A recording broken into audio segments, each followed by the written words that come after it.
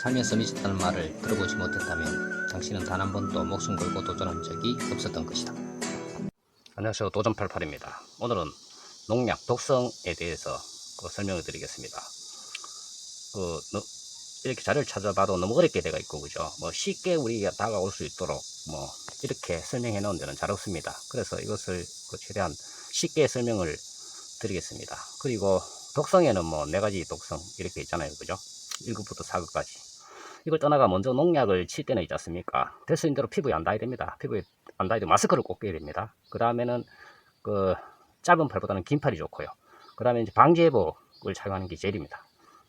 그래서 나중에 설명을 드리겠지만은 왜 그런지. 그럼 먼저 독성부터 한번 살펴보겠습니다. 독성을 보면은 1급, 2급, 3급, 4급 이렇게 있습니다. 1급이 가장 독한 겁니다. 그래서 거꾸로 알고 계시는 분도 있는데, 자, 1급은 맹독성이라 가지고요.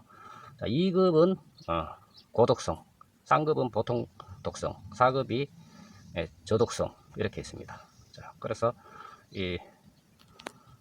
자, 그러면은 여기서 우선 한번 살펴보면, 예를 들어서 우리가 보통 많이 사용한 거 있지 않습니까? 그죠? 제초제 이런 것은 몇 등급이냐?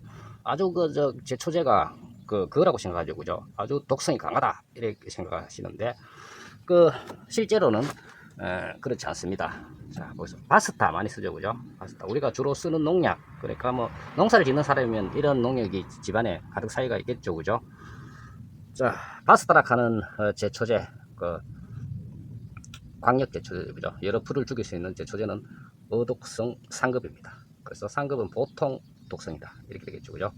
그 다음에 또 뒤에 같은 제초제를 한번 볼까요? 자, 근삼이라고 있죠, 그죠? 자, 근삼이도 보시면 있죠, 그죠? 자, 어독성 상급 이렇게 되어 있습니다. 자, 돌려볼게요. 3자가 잠깐 보이죠, 그죠? 어독성 상급. 자, 그 다음에 제초제 하나 더 있죠, 그죠? MCPP라고 하는 제초제가 있습니다. 지워볼게요. MCPP가 이것도 어독성 상급입니다. 그러니까 보통 독성이다 이런 이야기가 되겠죠, 그죠? 자, 그리고 이제 세티스라고 하는 농약이 있습니다. 이거는 이제 뭐냐면 진딧물, 자, 잎제죠, 그죠? 자, 진딧물 잎제 과립 형식으로 돼가지고, 자, 위에 이제 하기 전에 비닐 덮으시기 전에 뿌리는 것입니다. 자, 이거는 이제 어독성, 요것도 상급 이렇게 되겠죠, 그죠? 어독성 상급. 그래서 보통 독성이다 이런 얘기가 되었고요. 특히 이제 우리가 살충제를 많이 뿌리지 않습니까, 그죠? 진딧물도 있고 나방도 있고 또 노린재도 있고 선녀벌레도 있고, 하여튼 풀보다도 이제 곤충을 퇴치하기 위해서 이제 제초제를 뿌리게 되는데, 자, 하기 전에 이거 이제 살충제 하기 전에 또 제초제 하나 있죠, 그죠? 뉴원사이드라 하는 거 있습니다. 이거는 발에 잎이 뾰족한 식물들을 주로 죽이는 그런 제초제죠, 그죠? 이거는 돌려볼게요.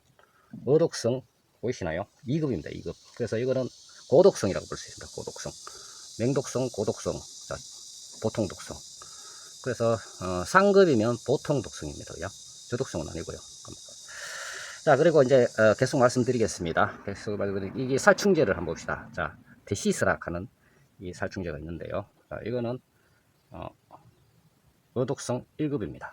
1급이니까 맹독성이라는 이야기겠죠, 그죠? 맹독성. 아주 독이 강하다, 그런. 이거는 뭘 한데 한번 뿌리는지 한번 봅시다. 자, 작물명, 고추, 감귤, 오이, 감자, 참깨. 자, 이런 데 뿌리는 거네, 그죠? 사과, 배추. 자, 그러니까 잎말이 나방, 진딧물, 진딧물, 귤귤 나방, 담배 나방. 이 살충제네, 그죠? 나방 종류를 많이 지기네, 진딧물이나. 자, 이런 거는, 맹독성입니다. 그래서 어독성 1급이라고 되어 있습니다, 그죠? 살충제가 제초제보다는 독성이 더 강합니다. 자, 요거도 돌격대라 하는 거 제가 영상에 찍어 올리는 거죠, 그죠? 노린재를 주로 채취하는 것입니다. 노린재, 진딧물. 요것도 오독성 1급 맹독성입니다. 자, 그리고 빅스톤이라고 해가지고 요거는 이제 진딧물 주로 잡는 그런 농약인데, 요거는 상급 보통 독성이다 이렇게 되겠습니다. 그래서 살충제 중에서도 이제 잘 듣는다 하면은 이게 맹독성, 고독성이라고 보시면 됩니다. 아이씨 뿌리는데 잘 안 듣네 하면은 보통 독성 이렇게 되겠죠, 그죠? 자, 그리고 또 많이 쓰는 거 봅시다. 요게 뭡니까? 탄저병. 여기 보여주시죠, 그죠? 자, 탄저병에 걸렸을 때 고추 탄저병에 치는 약이죠, 그죠? 탄저병, 입마름병, 검은 별무늬병, 갈색무늬병인데 별로 고추 탄저에 많이 치는 약입니다. 이거는 한번 봅시다.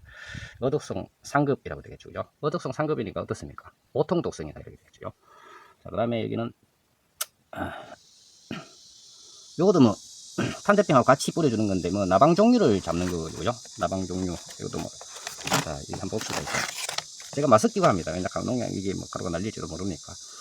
자, 담배나방, 타밤나방, 복숭아 순나방, 자, 노린재 뭐 이렇게 해가지고 이것도 살충제네. 살충제 중에서도 이게 고추에 주는 건 고추에는 직접 닿기 때문에 그죠? 자, 직접 닿기 때문에 이것도 저독성, 생태독성, 상급.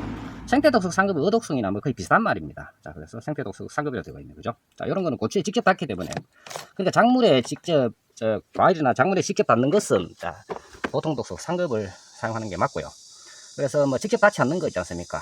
그건 뭡니까? 뭐 콩 종류 이런 건 직접 닿지 않잖아요. 껍질이라니까 안에까지 침투를 하면은, 극소량, 아주 소량만 뭐 들어가겠죠. 그죠? 그런 경우에는 뭐, 독성이, 콩 껍질 말고 콩 안쪽에 들어가면 그 콩은 한 보통 독성으로까지 옮겨지지 않습니다. 그래서 껍질이 있고 뭐 이런 거는 그 맹독성 이런 거를 치겠죠. 자, 그러면 분류를 우리가 쓰는 제초에 대해서 독성에 대해서 알아봤습니다. 그죠? 그래 예전에는 어떻게 했나 하면 이 밑에 있던 색깔로 표시를 했습니다. 그죠? 색깔로 이렇게 표시했거든요. 밑에마다 색깔이 좀 다르거든요. 색깔로 표시했는데 맹독성 뭐 빨간색 뭐 그다음에 그래서 1급 그 다음에 보통 독성 파란색 뭐 이런 쪽으로 뭐 예를 들면 그렇다는 얘기입니다. 이 색깔 띠로 표시를 했는데 요즘은 그냥 위에 사실 색깔은 없고 그냥 독성이 몇 급인지를 표시해 놨습니다. 그래서 1급이 이제 독성에 대해서 차근차근 설명을 드리겠습니다. 1급이 이제 맹독성, 2급이 고독성, 3급이 보통 독성, 4급이 저독성 이렇게 되죠. 독성이 뭐 적다 이런 이야기죠. 그렇다면은 자, 맹독성은 뭐 어느 정도 독한 것이 맹독성인지 뭐 그죠? 그다음에 보통 독성은 어느 게 보통 독성인지 뭐 이런 거를 설명을 드리겠습니다. 자, 맹독성이라고 하면 실험에 의해서 그죠? 자, 이 약 1리터 중에서 그죠? 약 1리터 중에서 미리그램은 밀리리터 부피에 다니죠, 그죠? 자, 미리그램은 밀리리터, cc하고 같은 단위입니다. 그래서 뭐 이상하지가 않은데 그죠? 1리터에 뭐 몇 미리그램 가마 헷갈리는데 몇 미리그램이라고 뭐 할 필요 없이 그냥 몇 밀리리터라고 생각을 하시면 됩니다. 그래서 맹독성이라 하면 그죠? 맹독성을 흡입을 하거나 삼키거나 뭐 피부에 닿았을 때 뭐 이랬을 때 그러니까 예를 들어서 반수 그러니까 뭐 10마리를 가지고 예를 들어서 뭐 그죠? 포유류 뭐 쥐를 가지고 뭐 보통 실을 많이 주죠. 쥐를 가지고 쥐 10마리 중에서 5마리가 죽을 수 있는 용량을 이야기하는 겁니다. 그죠? 자, 1리터를 기준으로 했을 때 그죠? 0.5ml를 그저 삼켰을 때 그 쥐가 10마리 중에 5마리가 죽는단 말입니다. 그게 이제 맹독성이 되는 것이고요. 그 다음에 이제 맹독성 하니까 고독성이죠. 고독성은 1리터를 기준으로 했을 때 0.5ml에서 2ml의 약을 살포했을 때 먹였을 때 죽는 것 이런 걸 이야기하고요. 그냥 보통 독성이라는 것은 1리터 중에 약 1리터 중에 그죠? 자, 2ml 이상을 투여했을 때 동물의 반수가 죽는 것. 자, 이렇게 실험을 하는 것이 맞습니다. 그죠? 그 다음에 이제 동물을 상대로 해가지고, 그러니까 독성은 또, 그죠? 이게 어독성 있고 보통 독성 뭐 이렇게 있고 있지 않습니까? 있는데, 구분하는 게 뭐냐 하면, 이게 이제 인체 독성, 그죠? 그 다음에 포유류 독성, 그 다음에 이제 생물, 환경생물 독성, 이렇게 구분을 합니다. 그런데 인체 독성은 알 수가 없습니다. 왜냐하면 인체 독성은 사람을 상대로 이제 독성을 평가를 해야 되기 때문에 사람을 상대로 실험을 할 수가 없잖아요. 그죠? 자, 그래서, 그거는 제외하고 그 대신에 이제 포유류를 가지고 포유류 알죠? 그죠? 자, 젖을 줘서 새끼에게 젖을 주는 동물, 젖을 줘서 새끼에게 먹여 살리는 동물. 그래서 이제 포유류를 하고 나머지는 이제 포유류를 안 하겠죠. 그죠? 이 포유류를 상대로 한 독성, 그 다음에 이제 환경생물 독성. 그러니까 포유류는 알죠? 그죠? 쥐, 뭐 토끼, 뭐 거의 뭐 4발 달린 거 동물들 이야기하는 거고요. 그래서 이제 인체 독성과 포유류 독성은 그 비슷하다고 하는 거고요. 그래서 포유류 독성, 포유류에게는 독성이 없지만 인체 독성이 있을 수 있는 것도 있습니다. 그래서 포유류 독성, 그 다음에 이제 환경생물 독성. 환경생물 독성이 환경생물은 뭐를 주로 이야기하느냐 하면 이제 조류가 되겠죠. 그죠? 새라든지, 그 다음에 지렁이, 물고기, 뭐 이러한 것을 이제 환경생물 독성이라 해가지고 이제 두 가지로 구분을 해 놓는 거죠. 그죠? 포유류 독성과 환경생물 독성. 그래서 이제 우리가 주로 이제 포유류 중에서 많이 실험 대상으로 하는 것이 뭐냐 하면 뭐겠습니까? 쥐겠죠. 그죠? 쥐를 상대로 이제 세 가지가 있다고 그랬죠. 그죠? 자, 독성은 보통 세 가지가 있지 않습니까? 그 독성을 이야기하는 게 아니고, 자, 독성이 어떻게 침투하느냐, 그 세 가지가 있죠. 그죠? 자, 먹어서, 삼켜서 독을, 삼키는 경우, 그 다음에 흡입하는 경우, 자, 피부에 묻는 경우, 뭐 이 세 가지인가. 이 세 가지를 가지고 이제 실험을 하는 건데, 그래서 삼켰을 때, 그 다음에, 그러니까 농약을 치다 보면은, 치면서 삼키는 사람 없겠죠. 그죠? 그러니까 이 약을 가지고 이제 그거 하는 사람들이 있겠죠. 그죠? 자, 살인을 목적이라든지 안 그러면 자살의 목적 뭐 이런 게 있겠죠. 그죠? 그럴 경우에 이제 이거 삼키게 되는 것이고, 그 다음에 이제 보통 그런 경우 농약 치다가 보면 그런 경우는 잘 없습니다. 뭐 삼키는 경우가 있겠습니까? 모르고 이제 삼킬 수는 있겠지만은 이 음료수인 줄 알고. 자, 그러면 이제 보통 어떻게 합니까? 흡입을 하는 경우죠. 치다 보면 마스크를 안 치고 하다 보면 이 날린단 말입니다. 그죠? 치면 날리면 그죠? 호흡기로 통해 가지고 들어올 수 있는 것 흡입. 그 다음에 또 뭐가 있겠습니까? 피부로 이제 닿을 수 있겠죠. 그죠? 치다 보면 피부에 묻겠죠. 그럼 피부에서 침투를 하는 겁니다. 그래서 농약을 칠 때 어떻게 하라고 제가 말씀드렸나요? 자, 기노스를 입으라고 말씀드렸고, 마스크를 꼭 끼라고 말씀드렸죠. 그 다음에 이제 이게 피부로도 들어올 수 있으면, 기노를 입었다고 해가지고 피부로 안 들어오는 게 아니고 있지 않습니까? 기노를 입어도 이제 스며서 들어옵니다. 자, 이때는 이제 방제복을 입는 것이 제일입니다. 그죠? 자, 그래서 방제복도 이제 입고 나서 다치고는 씻어놔야 되고, 자, 그래서 방제복까지 잘 안 입죠. 그죠? 그래서 대신 대로 기노스를 입고, 그 다음에 반드시 농약을 치고 나서 마스크를 벗고, 마스크를 꼈더라도 안전할 수가 없으니까 입을 가글을 해야 됩니다. 그죠? 자, 손은 반드시 비누로 씻어야 되고, 옷은 벗자마자 빠는 게 좋습니다. 자, 그렇게 하면 되고요. 그 다음에 이제 어독성이라고 되어 있죠. 그죠? 어독성이라 하는 것은 환경식물 독성 중에서 우리가 실험을 하기 쉬운 게 뭡니까? 물고기 종류죠. 그죠? 물고기를 상대로 이제 실험을 했다는 이야기입니다. 그래서 그것도 마찬가지죠. 그죠? 자, 물고기 상대로 이제 독성을 판별하는 건데, 실제로 있지 않습니까? 이게 그냥 독성, 포유류 독성보다 어독성이 좀 덜 독합니다. 그죠? 물고기한테 사람인데 약을 쳐도 사람인데 그 큰 영향이 없지만 물고기는 뭐 아주 예민하니까 순식간 죽을 수 있고 이렇습니다. 그래서 어독성은 일반 독성, 그러니까 포유류 독성에 비하면, 그러니까 맹독성이라 하지만, 그죠? 어독성 1급이 맹독성이잖아. 물고기인데 맹독성이라는 이야기입니다. 그리고 사람에게는 보통 독성이나 이 정도가 될 수가 있다고 보시면 됩니다. 보통 독성이나 고독성. 심한 거는 고독성이 되겠지만은, 보통 독성, 어독성 1급이라 하면 보통 독성이라고 그냥 생각하시면 됩니다. 그리고 포유류를 계산했어야 됩니다. 그래서 이게 1급이라 가지고 이거 굉장히 위험한 거 아니야? 어딥니까? 어디에 뿌립니까? 학교 잔디밭 운동장에서 뿌리고 또 어디 보면 골프장에 뿌리고, 그러니까 어독성 1급인데 야 이거 참 위험하다 이렇게 이야기를 하는데, 사실 이걸 잘 모르고 하는 소리입니다. 여기 보면 적혀가 있죠. 그죠? 자, 요게 돌격대라는 살충제입니다. 어독성 1급이라고 적혀가 있죠. 그죠? 어독성 1급이라고 여기 보면 어독성 1급이라고 적혀 있습니다. 근데 포유류로 대상을 했을 때는 보통 독성밖에 되지 않는 것입니다. 그래서 오해를 할 수가 있는데, 자, 어독성과 보통 독성, 포유류 독성하고는 독성이 우리가 이제 받아들이는, 그러니까 인체에 흡수되는 독성은 차이가 큽니다. 그래서 어독성 1급이니까 맹독성이네. 물고기인데 맹독성이라는 이야기죠. 그죠? 사람인데는 한 보통 독성밖에 되지 않습니다. 그래서 요즘은 우리나라에서는 엄격하기 때문에 농약 심사도, 그래서 보통 한 일주일이나 10일 정도 되면 농약 성분이 거의 날아간다고 보시면 됩니다. 그래서 이제 이러한 농약에 대해서 이제 안전하기 위해서 우리가 무엇을 합니까?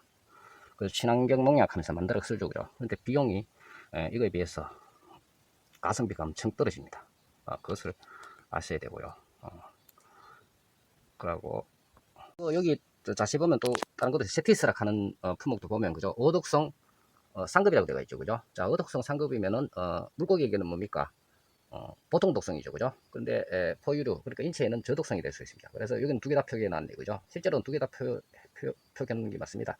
자, 여기도 보면은 빅스톤이라 하는 뭡니까 이게? 진딧물약도 있죠. 그죠? 그런데 어독성 상급, 그러니까 물고기에는 보통 독성인데 인체, 그러니까 포유류에게는 저독성이 될 수가 있습니다. 그래서 이제 우리가 어독성 맥급, 자, 이거를 볼 것이 아니라, 뭐 어차피 뭐 참조는 하면 됩니다. 이걸 볼 것이 아니라 위에 보는 것이, 그죠? 위에 적기가 있죠, 그죠?